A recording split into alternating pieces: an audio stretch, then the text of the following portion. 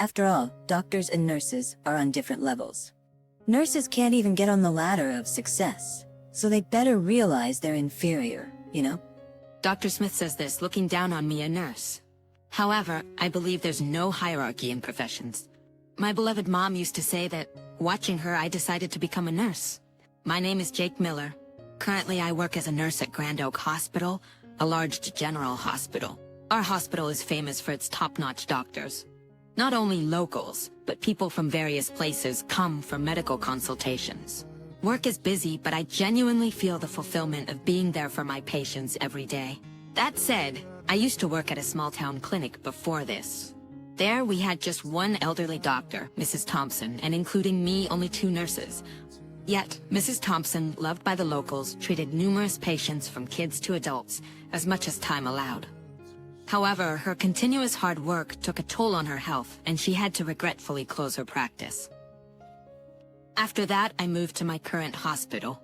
The number of patients and the volume of work has skyrocketed compared to before, yet the act of helping those suffering from illness remains the same. I take great pride in my current job. Being there for my patients, emotionally supporting them, has always been my greatest joy. However, since moving to this hospital, one thing has changed. I often get mistaken for a doctor.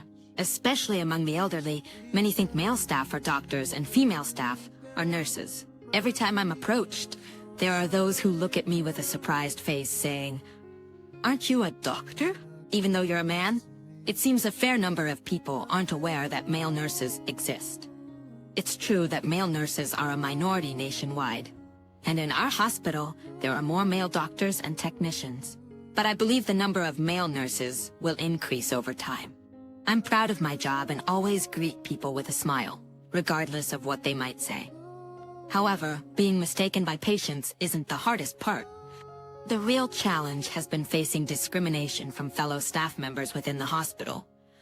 Recently, I transferred from internal medicine to the surgical ward. Our surgical ward is known for having many so-called elite doctors, and the atmosphere can be quite tense. The head of this hospital, Director James Mitchell, used to be a doctor in this surgical ward. Back then, he opposed the idea. Back then, he apparently fostered a competitive and backstabbing atmosphere, which still lingers today. Especially Dr. Sarah Williams. She was the worst. Dear Williams, an elite graduate from a prestigious medical school, had a strong sense of superiority, looking down on anyone who wasn't a doctor. I never got along with her, and it seemed the feeling was mutual. Every time our paths crossed, she'd have something snarky to say. John, why are you a nurse? Being a man and all, trying to impress the ladies. I've heard when you say you work in a hospital, they assume you're a doc and find you attractive. No, I genuinely love nursing and have immense respect for the profession. That's why I chose it. People like that always find ways to justify themselves. They really want to be doctors, but since they can't, they say it's always been my dream to fool themselves. They should just work hard like I did. No matter what I say, it seems she thinks I'm just being envious or fooling myself. I'm reminded once again of the divide between doctors and nurses. There's a pay difference between doctors and nurses, and society values the two professions differently. But I've always believed that doing what you love is the best life, regardless of the job title. Both professions are essential. There's no hierarchy in professions. That's my favorite saying. It was my mom who taught me those words. In fact, my mom is a nurse too. She works at a different hospital, but she's a veteran with over 30 years of nursing experience. Both as a parent and as a nurse, she's the person I respect the most. However, my dad wasn't like that. My father had what you'd call a verbally abusive nature, and he was always cold to both me and my mom. They divorced when I was in high school, but my mom firmly stated she'd raise me on her own strength. I think my mom's income as a nurse gave her confidence, which makes me love this job even more. Someday I want to become a nurse who's loved by patients and fellow staff, just like my mom. That's my dream. One day, the surgeons on our floor had to leave for a study session in the afternoon, taking half the day off. Only a few, including Dr. Thompson, remained, and the current staff had to manage until they returned in the evening. But among the surgeons, Dr. Thompson was known to be the strictest, so the nurses worked with a bit of tension. However, since there were no surgeries today, Dr. Thompson seemed quite relaxed. Relaxed? While I was working, someone approached and struck up a conversation with me. Speaking of, I heard Mr. Parker used to work in a small-town hospital. Yes, that's right. And yet, you managed to get into a big hospital like ours. Well, a nurse is a nurse, wherever they work. They snickered, clearly mocking me. I usually let such remarks slide, but Dr. Thompson was particularly persistent today. After all, there's a clear difference between doctors and nurses. Nurses aren't even in the same league for promotions. You should be aware of your place, you know? Sigh. While mocking the very essence of nursing, Dr. Thompson was laughing scornfully. The other nurses around also looked quite uncomfortable. I was genuinely upset, wondering why I had to be spoken to in such a manner.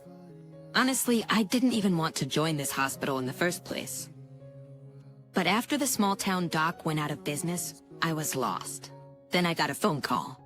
Just as I was about to continue, A loud noise interrupted. rear-end collision reported. There are injuries involving a big rig's driver and bus passengers. They're being transported here, so please prepare immediately. It's a message from the dispatch center. The scene instantly becomes chaotic. We hurriedly rushed down to the emergency center. There were 14 patients brought in, 6 of them severely injured. 3 with especially grave injuries needed surgery immediately. Upon observing the injured, Dr. Thompson quickly directed me. I'm going into emergency surgery. Notify the OR. Also, did you get the vitals on the other 3 critical patients? How are they? There's minimal bleeding, but the pulse and consciousness are unstable. Then call down a doctor from upstairs immediately. We can't wait until something happens. We need an urgent assessment. It seems another ward had an emergency transfer, so there aren't any available doctors.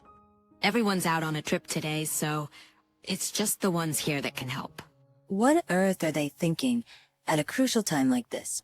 This is unbelievable. Dr. Thompson is fuming, clearly frustrated. Given the tense situation, it's no surprise there's chaos. Having just one more doctor would greatly alleviate this emergency. Realizing we needed another doctor, I gathered my courage and approached Dr. Thompson. I'll handle the diagnosis and treatment. Dr. Thompson, please head to the OR immediately. What? You're just a nurse. What are you? Dr. Thompson responded, "What? You're just a nurse. What are you?" I have a medical license. There's no problem. Trust me. What? Just hurry. With a firm voice, I immediately turned to attend to the remaining critically injured patients. Giving directions to my fellow nurses, I began to determine the appropriate actions to take. The truth is, I hold a medical license. Yet, it's been a few years since I've been hands-on in the field, so there was genuine anxiety. But in this situation, I couldn't stand by and do nothing. When there's a patient in front of you, it's a healthcare worker's duty to do everything within their power. Despite my apprehensions, my instincts from back then hadn't left me. Thankfully, the remaining 3 weren't in immediate need of surgery. After deciding on a treatment plan, I resumed my duties as a nurse. Afterwards, the doctors who had been away on business returned, and the surgery performed by Dr. Wilson and his team was successful. As I managed the usual tasks and admissions, a hectic day finally came to an end. A few days later, I was summoned by the hospital's director, Mr. Thompson, and headed to his office. It's now known that I, a nurse, acted in the capacity of a doctor. While it wasn't a violation, there might be some concerns to address. Feeling nervous, I entered. It's been a while, Jake. Funny how we work in the same hospital, and yet we hardly ever cross paths. The director's job isn't really about medical duties. It's mainly about management. When it's just the 2 of us, call me Dad, not Director. Just like the old times. Mr. Thompson, or rather Dad, looked straight into my eyes as he said this. I wonder how many years it's been since we've had a conversation like this. Although my surname is now Miller, which is Mom's maiden name, I used to live with Dad as Jake Thompson until they got divorced. Dad has always worked at this hospital, and he was a renowned doctor in the medical field. However, I've heard that many of his subordinates didn't like him much. He was arrogant and highly ambitious. Yes, just like Dr. Smith. No, probably worse than Dr. Smith. Dad believed that Being a doctor meant he could say or do anything and get away with it. He looked down on everyone, be it nurses or pharmacists. There was even a time when many of them submitted their resignations at once, putting the hospital in jeopardy. Mom, who worked at the same hospital, desperately mediated and somehow convinced them to stay. Feeling she couldn't deal with Dad's behavior any longer, Mom brought up divorce when I was in the 9th grade. She said she didn't want any alimony or child support, and she'd raise me, Jake, on her own, trying to distance us from Dad. However, Dad apparently made it a condition of the divorce that I attend med school and earn a medical license. If I leave Jake in your hands, he'll end up a worthless adult. Promise me he won't turn out like that. Thinking of Mom wanting the divorce, I promised I'd get that medical license. But after my residency, I immediately enrolled in nursing school. Because of Dad, I had a bad image of doctors. Whenever I got sick, Dad would always say, "You have no self-discipline. You're weak because you don't work on yourself." And he'd scold me. Maybe he was right, but I just wished for some comforting words when I was sick. Just a simple, "I know it's tough. Hang in there," would have meant the world. It was always Mom and the nurses who offered such kind words. Even as a kid, I felt that it wasn't the doctors, but nurses who truly understood a patient's heart. When I worked in the hospital as a resident, I still deeply wanted to be a nurse. I might not be able to diagnose or operate, but for everything else, nurses can do it. They were like heroes to me. The only divorce condition was that I get a medical license, not necessarily work as a doctor. That's why, even with a medical license, I chose to work as a nurse. Of course, Dad was livid when he found out I wasn't practicing as a doctor. So it's been a while since we last spoke like this. I heard you performed a medical procedure in the ER the other day. Yes, there weren't any other doctors available at the time. It seems you made an apt decision, as if you hadn't taken a break from clinical work. Just like like Mom's pride and joy. A what? I couldn't believe those words came from Dad, and I unintentionally met his gaze. Seeing him after so long, he seemed less prickly than before. When Mom told me she wanted a divorce, I was so mad at both of you, thinking how ungrateful you were. But after the divorce, no matter how hard I worked, I felt empty. It might be too late to say this, and you might not believe me, but I've always cared about you and Mom. Could it be that you told me to work at this hospital because of that? Yes, When the hospital you were working at closed down, Mom wasn't doing so well. Right. I heard you were desperate to find a job quickly to support her. So I offered you a place where the terms were good, and you could start immediately. Indeed, I was very anxious at that time. If it weren't for Mom, I would have never considered working at Dad's hospital. But finding a suitable hospital job right away isn't guaranteed, so I ended up here. when I stepped back from the medical front lines and looked at the hospital from a managerial perspective, I realized that not just doctors, but nurses, pharmacists, medical staff, and even janitors are all essential personnel. We can't afford to lose any of them. I finally understood what your mother had been saying all along. That's why I wanted to make amends for the past and reached out to you. I also wanted to do something for your mother. So that's how it was. Looking at my softened-up dad, I unconsciously dropped the formalities. We both felt a bit embarrassed, but for the first time, I felt like I had a genuine father-son moment with him. A few days later, Dr. Smith approached me, saying he wanted to apologize directly. He also thanked me, acknowledging that we got through that day thanks to Mr. Johnson. You know, I was actually bullied by a nurse when I was a resident. It happened many years ago. You were bullied? At the time, that's what I thought. But in reality, I just wasn't competent. I was assigned to the ER, and I was told almost every day that I was useless there. I just couldn't stand that. Even though Dr. Smith was a resident physician, it seems her pride was hurt, being called incompetent by nurses. But being a resident means... I know. Residents really can't do much more than just observe. Looking back, I really was useless, as they said. It's a sad truth. In the actual medical field, veteran nurses are far more valuable and knowledgeable than new resident doctors. Nurses deeply committed to their work sometimes end up using strong words in their guidance. This is especially true in areas like the operating room or the ER, where lives are at stake. But back then, I didn't understand. I thought, I'm the doctor here, who are these nurses to act so superior? That made me resentful towards them.